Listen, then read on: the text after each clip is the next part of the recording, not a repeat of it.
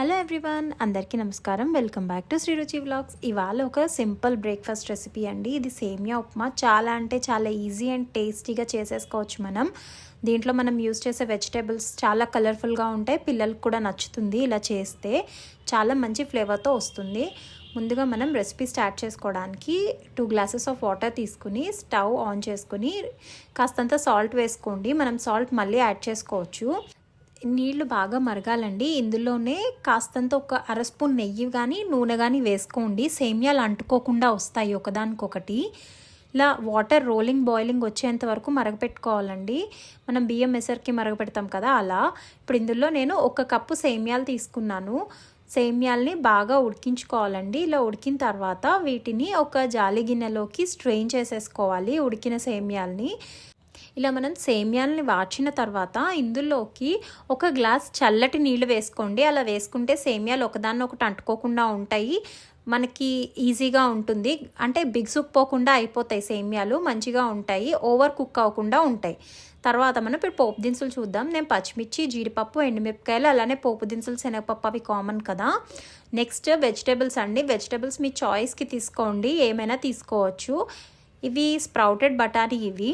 అలానే cauliflower, beans, carrot, corn, spring onions తీసుకున్నాను నేను. స్ప్రింగ్ ఆనియన్స్ టేస్ట్ బాగుంటుందండి నార్మల్ ఆనియన్స్ కన్నా. ఒకవేళ లేవు అంటే నార్మల్ ఆనియన్స్ అయినా వేసుకోవచ్చు.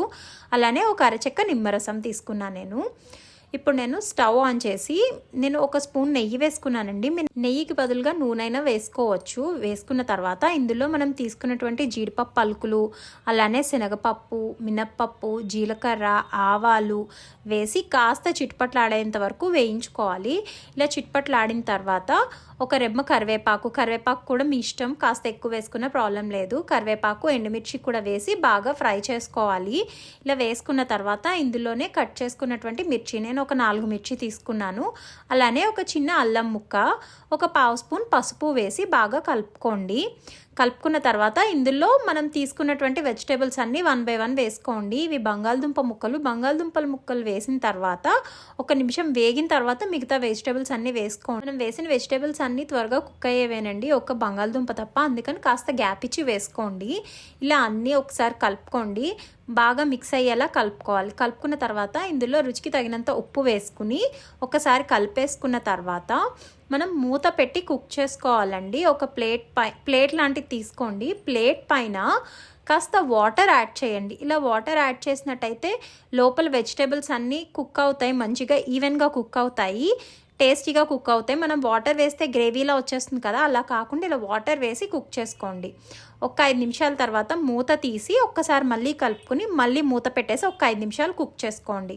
ఇలా కుక్ చేసుకోవడం వల్ల ఈవెన్గా కుక్ అవుతాయి వెజిటేబుల్స్ అన్నీ. పైన వాటర్ ఉండడం వల్ల అడుగంటవు వెజిటేబుల్స్.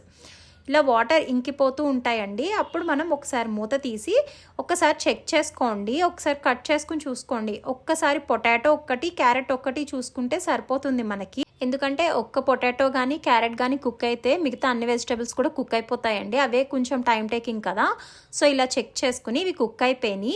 ఇప్పుడు మనం తీసుకున్నటువంటి సేమియాలని వేసేసి బాగా మిక్స్ చేసుకోవాలండి. సేమియాలకి ఉప్పు మొత్తం అంతా పట్టేలాగా, వెజిటేబుల్స్ అన్నీ కలిసేలాగా ఇలా కలుపుకున్న తర్వాత మనం తీసుకున్నటువంటి నిమ్మరసం కూడా వేసేసుకుని ఒక్కసారి కలుపుకుని కావాలంటే కొత్తిమీరతో గార్నిష్ చేసుకోవచ్చు. అంతేనండి, చాలా ఈజీగా సేమియా ఉప్మా రెడీ అయిపోయింది. మంచి ఫైబర్తో ఉంటుంది. మీకు కనుక ఈ వీడియో నచ్చినట్టయితే లైక్ చేయండి, కామెంట్ చేయండి, షేర్ చేయండి, అలానే సబ్స్క్రైబ్ చేసుకోండి. Thank you for watching.